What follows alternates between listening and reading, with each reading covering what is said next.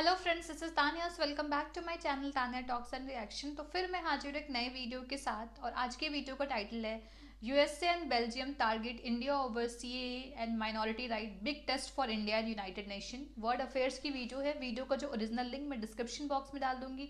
आप वहाँ जाके ओरिजिनल चैनल को भी सपोर्ट करिए फ्रेंड्स। और हाँ फ्रेंड्स, अगर आपको मेरी वीडियोस भी अच्छी लगती है तो मेरे वीडियो को लाइक करिए, चैनल को सब्सक्राइब करिए और शेयर करिए अपने फ्रेंड्स और फैमिली के साथ। तो चलिए इस कंप्लीट वीडियो को देखते हैं। वीडियो देखने के बाद बातें करेंगे। So let's start watching the video.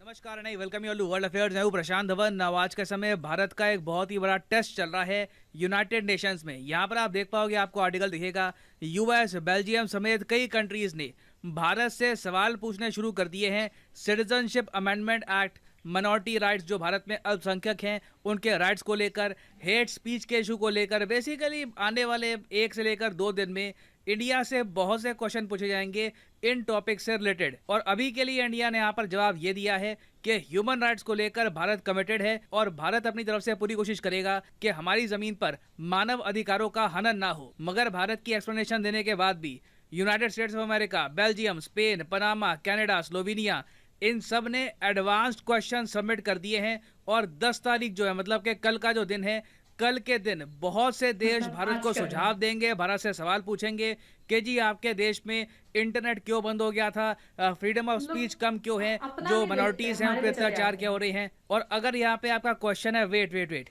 अचानक से ऐसा क्या हो गया? ठीक है, ये बीच बीच में ये इशू कभी कभी उठता है, मगर सडनली यूनाइटेड नेशंस में इतने सारे कंट्रीज ये टॉपिक इकट्ठा उठाएंगे, ऐसा क्या हो गया? देखिए, आज के समय टोटल 14 देश है दुनिया में जिनका चल रहा है यूनिवर्सल पीरियोडिक रिव्यू, और इन 14 कंट्रीज में से अभी के लिए इंडिया भी शामिल है। तो इसका मतलब ये है कि यूनाइटेड नेशंस का जो ह्यूमन राइट्स काउंसिल है, ये भारत में जो भी ह्यूमन राइट्स की स्थिति है उसको एग्जामिन करेगा, उसको स्टडी करेगा, और फिर दुनिया भर के जो देश है ये भारत को सुझाव देंगे कि सिटीजनशिप अमेंडमेंट एक्ट को लेकर, वेरियस और इश्यूज को लेकर भारत को क्या करना चाहिए ताकि भारत में ह्यूमन राइट्स बरकरार रहे। अब यहाँ पे आपका बहुत ही ऑब्वियस क्वेश्चन ये आएगा कि जो ये यूनिवर्सल पीरियोडिक रिव्यू है, ये क्या एक टाइप का एग्जाम होता है क्या ह्यूमन राइट्स से रिलेटेड, जहाँ पर दुनिया भर के बाकी देश आपको नंबर देते हैं, आपको जज करते हैं इस बेसिस पर कि आपके देश में मानव अधिकारों पर कितना आपने प्रोग्रेस किया है, कितनी तरक्की करी है, और आपके नागरिकों के मानव अधिकार किस हद तक आप डिफेंड करते हो? ये बिल्कुल एक टाइप का टेस्ट ही है, और बिल्कुल ये बात सही है कि बाकी देश जज करते हैं एक कंट्री को, मगर ये टेस्ट हर साल नहीं होता। 3.5 से लेकर 4 साल में एक बार ये रिव्यू होता है। भारत इससे पहले एक रिव्यू 2017 में दे चुका है। अब 2022 में भारत फिर से ये रिव्यू दे रहा है। ये पूरा जो सिस्टम है यूनिवर्सल पीरियोडिक रिव्यू का, ये शुरू किया गया था 2006 से, और हर सेशन में, जैसे मैंने आपको बताया, 14 कंट्रीज का रिव्यू किया जाता है, इनको स्कैनर के अंदर रखा जाता है। और आज के समय ना सिर्फ इंडिया, यूनाइटेड किंगडम, उसके अलावा यहाँ पर आप देख पाओगे मोरक्को, और साथ में वेरियस और कंट्रीज हैं, उनसे भी यूनाइटेड नेशंस के ह्यूमन राइट्स काउंसिल में वही सवाल पूछे जा रहे हैं जो भारत से पूछे जाएंगे ह्यूमन राइट्स के इशू को लेकर। अब यहाँ पे आपका एक सवाल आएगा कि भारत में मानव अधिकारों की स्थिति क्या है, यहाँ पर क्या मानव अधिकारों को डिफेंड किया जाता है, नहीं डिफेंड किया जाता, इसका डेटा यूएन के ह्यूमन राइट्स काउंसिल के पास कैसे जाएगा? तो देखिए, इसमें यूज किए जाते हैं 3 टाइप के डॉक्यूमेंट। पहला तो डॉक्यूमेंट आता है भारत सरकार से। भारत सरकार तैयार करती है नेशनल रिपोर्ट। ये नेशनल रिपोर्ट दी जाती है यूएन ह्यूमन राइट्स काउंसिल को, और उसके हिसाब से ये लोग देखते हैं कि भारत में कितने लोग हैं उनको टॉर्चर किया गया, कितने जर्नलिस्ट थे उनकी फ्रीडम छीनी गई, बहुत सी बातें यहाँ पर होती है। उसके हिसाब से जज करते हैं कि एक कंट्री कितना अच्छा परफॉर्म कर रहा है ह्यूमन राइट्स के हिसाब से। ना ऑब्वियस सी बात है, दुनिया में किसी भी कंट्री की सरकार से एक्सपेक्ट नहीं कर सकते आप कि वो बिल्कुल क्लियर पिक्चर बताएगी आपको ह्यूमन राइट्स के इशू को लेकर। तो आपको और भी चाहिए होता है यहाँ पर डेटा। तो इसलिए यूनाइटेड नेशंस खुद का जो इनका डेटा है, office of UN human rights commissioner, इसका इस्तेमाल करेगा। फिर भारत में जो सिविल सोसाइटी है, जो ह्यूमन राइट्स के भारत में इंस्टीट्यूशंस हैं, इनसे रिपोर्ट मंगाई जाएगी। ये सारी रिपोर्ट कंपाइल करके जो बाकी मेंबर है यूएन के, इनके सामने रिपोर्ट रखी जाएगी। और फिर यूएस, जैसे मैंने आपको बताया, बेल्जियम, स्पेन, दुनिया भर के जो देश हैं, ये भारत से सवाल पूछेंगे, अच्छा तो आपके यहाँ सिटीजनशिप अमेंडमेंट का इशू था, इसको लेकर तो कई एक्टिविस्ट कह रहे हैं कि लोगों की जो नागरिकता है ये चली जाएगी। इंडिया समझाएगा फिर नहीं, देखिए किसी की नागरिकता नहीं जाएगी, इस बात को लेकर काफी अफवाह फैलाई गई थी। तो भारत पे काफी इल्जाम लगेंगे, भारत से काफी क्वेश्चन पूछे जाएंगे और भारत ऑब्वियसली खुद को डिफेंड करेगा कल। अब यहाँ पे आपका अगला क्वेश्चन ये होगा कि चलो ठीक है, माना कि भारत पे काफी क्वेश्चन वगैरह पूछे जाएंगे, मगर उसके बाद क्या होगा? उसके बाद देखिए क्या है कि बहुत सारे देश, हो सकता है कि 50, हो सकता है कि 70, मे बी इवन 100, बहुत से देश भारत को देंगे सुझाव और भारत के ऊपर है कि इन सुझावों को भारत एक्सेप्ट करता है या नहीं करता। यहाँ पे आप मान के चल लीजिए, हो सकता है कि कोई कंट्री कहे कि भारत को सिटीजनशिप अमेंडमेंट जो एक्ट है ये रिपील करना चाहिए। तो अब भारत के सामने यहाँ पर ऑप्शन ये है कि इस सुझाव को या तो हम एक्सेप्ट करेंगे या फिर इसके जवाब में हम कह देंगे नोटेड। यहाँ पे किसी भी सुझाव को आप रिजेक्ट नहीं कर सकते, या तो आप उसको एक्सेप्ट करोगे। नोटेड का मतलब है कि हमने आपकी बात सुन ली, इस पर अब हम काम करेंगे या नहीं करेंगे वो हम पे डिपेंड करता है। और अगर यहाँ पे आपका क्वेश्चन ये है कि जो भी ये जो रिव्यू के अंडर मान लो सुझाव दिए जाते हैं, यूएन ह्यूमन राइट्स काउंसिल कुछ कहता है, क्या ये लीगली बाइंडिंग है? क्या भारत पे उसके बाद कुछ जिम्मेदारी आ जाएगी कि जो भी भारत को कहा गया है भारत को करना पड़ेगा डोमेस्टिक लॉ में? तो इसका आंसर है नहीं।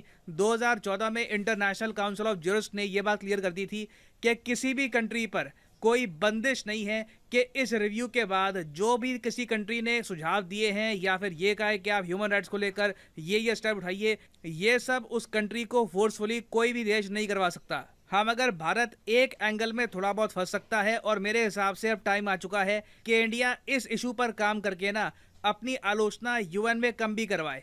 ये इशू है कन्वेंशन अगेंस्ट टॉर्चर। देखिए, जब भी भारत का यूनिवर्सल पीरियोडिक रिव्यू होता है उसमें कई देश भारत को ये कहते हैं कि आप ठीक है बाकी जगह काफ़ी अच्छा काम कर रहे हैं और चलिए अगर आपने कहीं पर इंटरनेट कट कर भी दिया, आफ्सपा आपने लगाया या फिर आपने जो पैरामिलिट्री फोर्सेज है वो डिप्लॉय कर दी, उसके पीछे आप कह रहे हो कि ये रीज़न था, सिक्योरिटी का इशू था, मगर इंडिया से फिर पूछा जाता है कि एक इंटरनेशनल कन्वेंशन है अगेंस्ट टॉर्चर कि आप जेल में या फिर कहीं भी किसी कैदी के साथ, किसी प्रिजनर के साथ आप टॉर्चर नहीं करोगे।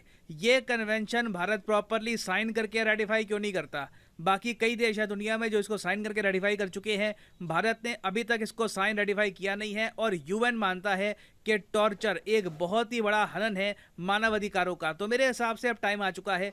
देखिए, कई इश्यूज हैं जिन पर हम कुछ कर नहीं सकते। अब कोई हमको ये कह दे कि सिटीजनशिप अमेंडमेंट एक्ट में ये आप चेंजेस लेके आइए, ये आप करिए, obviously India in the and वही करेगा जो हमें सूट करता है। ठीक है, किसी के कहने पर हम अपने लॉज चेंज नहीं करने वाले, मगर कई लॉज हैं इनमें हम इम्प्रूवमेंट कर सकते हैं या फिर कई एस्पेक्ट हैं वहाँ पे जो इंटरनेशनल स्टैंडर्ड है उसको हम फॉलो कर सकते हैं। जैसे कि टॉर्चर का इशू आ गया, अगर इंडिया अपने देश में प्रॉपरली जो ये कन्वेंशन अगेंस्ट टॉर्चर है इसको रेटिफाई करके टॉर्चर बैन कर देता है हर तरफ से, तो इससे आप देखोगे इंटरनेशनली भी ह्यूमन राइट्स के इशू को लेकर इंडिया की रैंकिंग में काफ़ी इंप्रूवमेंट आएगी। और जब भी ये रिव्यू होगा तो उस वक्त भारत की आलोचना भी कम होगी। तो अब कल का दिन मैं कहूँगा बहुत ही इंटरेस्टिंग होगा, बहुत न्यूज़ आएगी। जो भी कुछ खास डेवलपमेंट होती है, कोई कंट्री अगर कुछ खास ही कह देता है भारत के बारे में और भारत उसके जवाब में बहुत ज़्यादा कड़ा रिप्लाई करता है, उसके बारे में मैं एक डेडिकेटेड वीडियो आपके लिए कल ले आऊँगा। फॉर द टाइम भी याद रखिएगा कि भारत का हो रहा है आज के समय एक universal periodic review. Now finally यहाँ पे मैं आपसे एक क्वेश्चन भी पूछूंगा कि आपको पता होगा 2023 का जो G20 समिट है ये होस्ट करने वाला है भारत। तो आपको यहाँ पर ये बताना है कि 2023 में जो इंडिया होस्ट करेगा ये समिट, इसका थीम क्या होगा? जन भागीदारी, वासुदेवा कुटुंबकम, लाइफस्टाइल फॉर एनवायरनमेंट या फिर भारत एट 75? कमेंट सेक्शन में करिए उत्तर। जो लोग सही आंसर करेंगे उनकी कमेंट को मैं हाथ दे दूंगा ताकि बाकी लोग भी समझ पाए कि सही आंसर क्या है।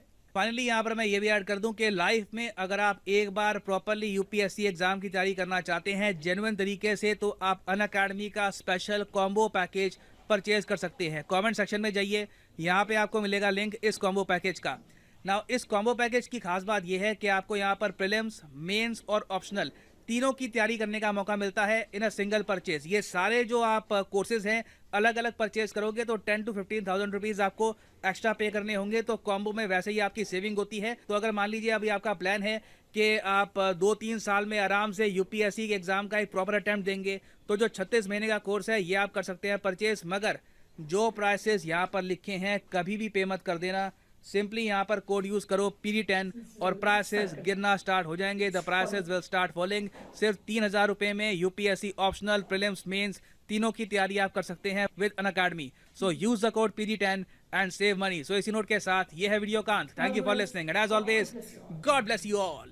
तो फ्रेंड्स वीडियो ही ख़त्म। और आपको सबको पता है कि भारत का भाई एक तरह से पीरियोडिक रिव्यू चल रहा है, प्रॉपर असेसमेंट होगा इंडिया में। इंडिया की जो ह्यूमन राइट काउंसिल, जो भी ह्यूमन राइट्स हैं उसको लेकर डिफरेंट डिफरेंट जो वही कहते हैं ना, जब इंटरनेशनल मीडिया कोई चीज़ कवर करती है, जब ये लोग बेफालतू का रोडों पे राइट्स करते हैं सिंपल सिंपल चीज़ों को लेके, हिजाब इशू को लेके या सीए को लेके, तेरे स्ट्राइक लगा रहा, तो उस सब चीज़ों को मीडिया कवर करती है, वर्ल्ड मीडिया कवर करती है, डिफरेंट कंट्रीज़ कवर करती है, दे नोट इट। और जब पीरियोडिकल रिव्यू आता है तो उसके बारे में 10 क्वेश्चन पूछे जाएंगे इंडिया से कि हाँ इस ऐसा क्यों हुआ था, why the people were protesting against such policies of the government. India को अपने आप को डिफेंड करना है तो मुश्किल होता है। और बेफालतू का मतलब जब वो इंडिया बोलेगा दीज आर द र्यूमर्स, तो वो बोलेंगे कि आप अपने र्यूमर्स को क्यों नहीं कंट्रोल करते, इतना र्यूमर्स क्यों फैल जा रहा है। जब भी आप कोई इस तरह की चीज़ें लाते हो, every time the rumours get spread and it results into riots, violence. This is not the first time, this is the every time when government come with a policy this happens. तो government को डिफेंड करना पड़ेगा। Government CA को कैसे defend करेगी, तो government बताएगी कि मतलब इस तरह से मास किलिंग हो रही है, जेनोसाइड हो रही है हिंदूज की चारों तरफ, उसको लेके। तो मतलब उस सब चीज़ों को, क्योंकि यूएन ना सब चीज़ की मतलब इस्लामोफोबिया, ये फोबिया वो फोबिया सबको मानता है। पर इंडिया की तरफ से भी बहुत लोग, बहुत सारे रिप्रेजेंटेटिव बोल चुके हैं कि भाई कि सिर्फ why UN is only recognising the killing and fears and the problems faced by the Abrahamic religion. What about the Vedic religion और धार्मिक religion like Sikhism, Jainism, Hinduism? इसका कोई जवाब नहीं है। और ऐसे बहुत लोग, बांग्लादेश में जब हुआ फिर उनका भी, उनसे इस तरह की जो चीज़ें हो रही हैं। लेकिन चलिए अच्छा है कि इस चीज़ों को मतलब जो भी सुझाव डिफरेंट डिफरेंट कंट्रीज़ देंगे वो बाइंडिंग नहीं रहेंगे, इंडिया अपने हिसाब से करेगा। पर जो भी इंडिया को, वो भी अपने को टू द मार्क रहना चाहिए कि हाँ जो भी जवाब दे, अगर उस टाइम कुछ राइट्स हो रहा है उसका सब कुछ का प्रूफ रखे, जो भी जवाब दे एक लॉजिकल जवाब दे, टू द पॉइंट दे, कि सामने वाले कंट्री की बोलती बंद हो जाए। क्योंकि लाइक कोई आपको ब्लेम और एक्यूज़ ना कर पाए किसी चीज़ के लिए। देखते हैं इसमें क्या होता है। वैसे तो सर ये कल की वीडियो, तो मतलब आज ये सारी चीज़ें होंगी, जो भी इसमें आप, जो भी इसमें कोई डेवलपमेंट आएगी, फिर सर की वीडियोस आएगी तो मैं इस वीडियो को लाऊंगी रिएक्शन के लिए। और आप भी बताओ कि आप और कौन कौन सी वीडियोस पे चाहते हो रिएक्शन, कोई टॉपिक चेंज चाहते हो, सॉन्ग पे चाहते हो, फनी वीडियोस पे चाहते हो, कोई सीरीज़ पे चाहते हो, जिस पे भी चाहते हो आप उसका कमेंट करो नीचे। मैं उस चीज़ को लाऊंगी और लाने की कोशिश करूँगी। और फ्रेंड्स कमेंट किया करो, मेरी वीडियो को सपोर्ट करो, मैं हर एक के कमेंट्स पढ़ती हूँ। तो बस आज के लिए इतना ही, फिर मिलते हैं नेक्स्ट वीडियो में। तब तक के लिए बाय, टेक केयर।